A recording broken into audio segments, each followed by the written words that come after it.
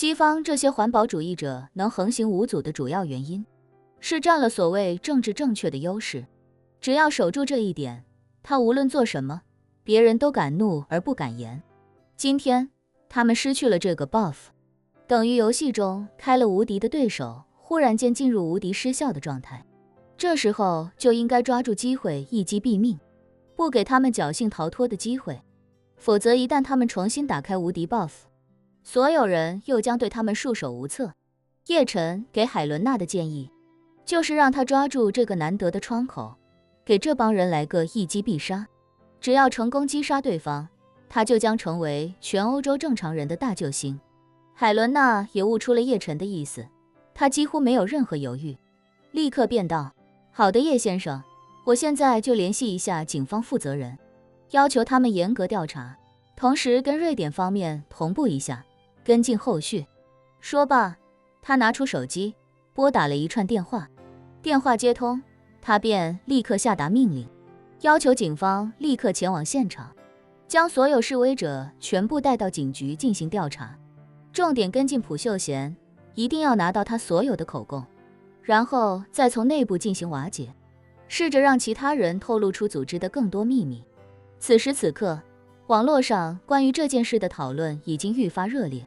欧洲人民几乎都被这些所谓的环保志愿者骚扰和干扰过，现在忽然爆出这么一场闹剧，一下让大家看到了这个组织的真面目。只是大家心里很清楚，知道这些人的真面目还不够，视频里的爆料都未经证实，就算是事实，也需要一个国家的执法机关来进行调查，最终给出处理方案。如果不跟进处理，最后的结果很可能就是不了了之。一开始，大家都在等瑞典官方表态，但瑞典官方对这件事的态度就是保持沉默，而他们保持沉默的原因也很简单，一来是不想趟这趟浑水，二来多多少少也有些忌惮这些极端环保主义者，要是惹恼了他们，回头国内相关的抗议越来越多，到时候焦头烂额的还是自己。其实欧洲很多国家都是这样的心态，所以这帮人到处搞事情，但很少受到什么真正意义上的严惩，搞得过分了，最多也就抓进去拘2天，做做样子也就放出来了。不过瑞典方面没想到，北欧这次打算换个套路。就在叶晨等人坐上前往阿根廷航班的时候，北欧警方收到女皇海伦娜的指示，已经将所有参加抗议活动的人全部带回局里问话。海伦娜别看只是国家的吉祥物，并没有实际干政的权利，但她还是理论上这个国家的最高领导者，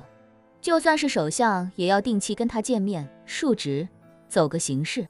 要是哪天北欧内阁政府决定要对外宣战，也得请海伦娜这个女皇来宣读战书。更何况她现在的民众声望极高，执政者如果不跟她搞好关系，一旦她隐晦表露出对现任政府的不满，一定会影响他们下一次选举的选票。再加上海伦娜本身就有权给国内各部门提建议，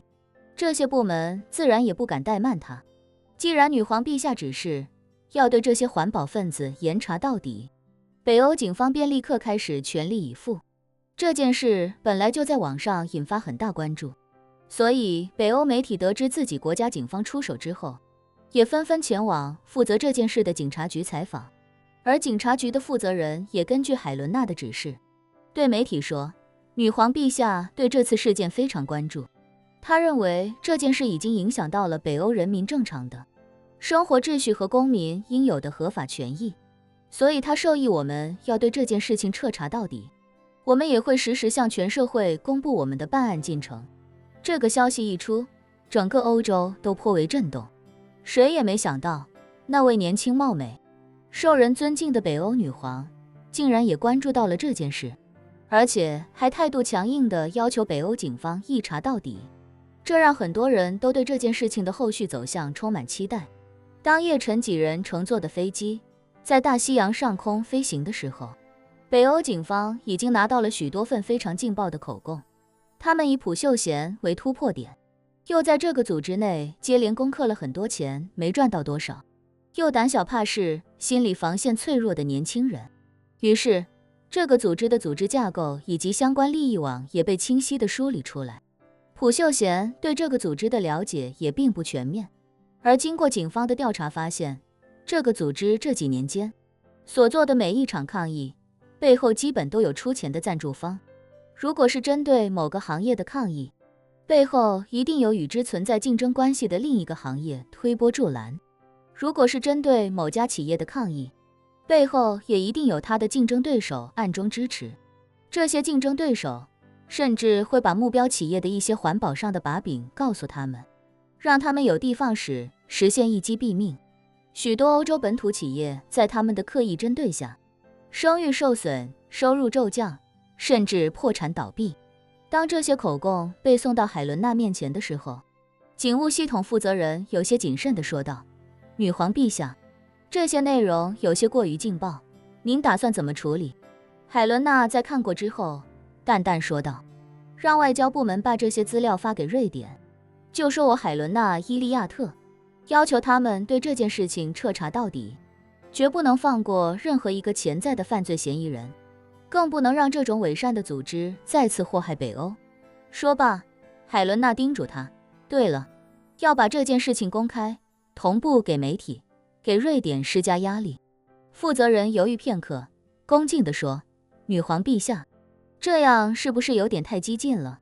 欧洲的环保分子可远不止咱们抓到的这100来个，至少也有几万人，得罪了他们，未来怕是会比较麻烦。”海伦娜问他：“你知道欧盟人口有多少吗？”负责人说：“4、5个亿吧。”海伦娜点点头，淡淡道：“4、5亿人口里，就算他们占了1%又怎样？不还是有99%的人跟他们不一样吗？我们做的是正义的事情，只要大多数人和我们站在一个阵营，我们就完全不用担心害怕。”言罢，他想起叶晨的话，态度坚定地说道：“欧洲人民已经被他们折磨很久了，而且所有人都对他们敢怒不敢言。这个人善被人欺的局面，是时候变一变了。”